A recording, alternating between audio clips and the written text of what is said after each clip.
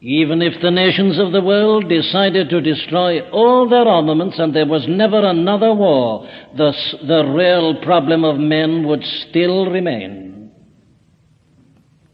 To start with, you'll never get that. That's not my opinion again. That's our Lord, who said there will be wars and rumors of wars.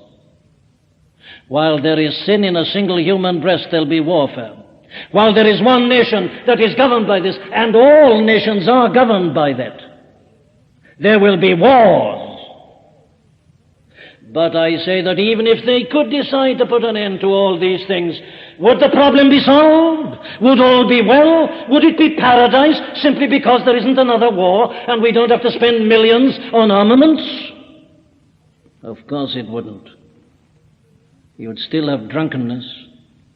You'd still have immorality. You'd still have theft and robbery.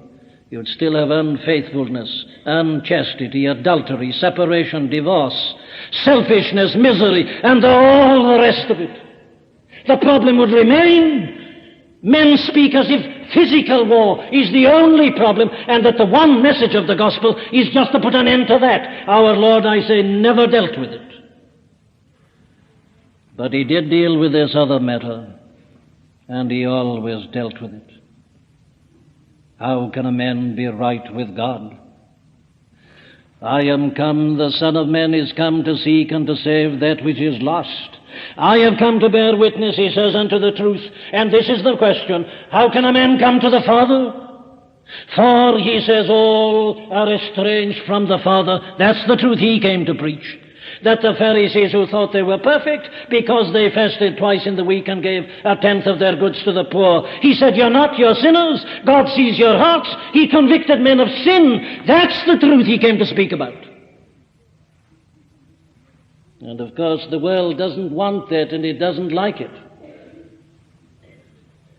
And it was because he talked about truth of that character that the Pharisees hated and plotted against him and finally crucified him. And it is because he speaks about that tonight that men and women won't listen to him. If I were here denouncing capitalists or denouncing war and so on, we could sit back comfortably. But my dear friend, that's not the truth. The truth is the truth about you and the truth to you.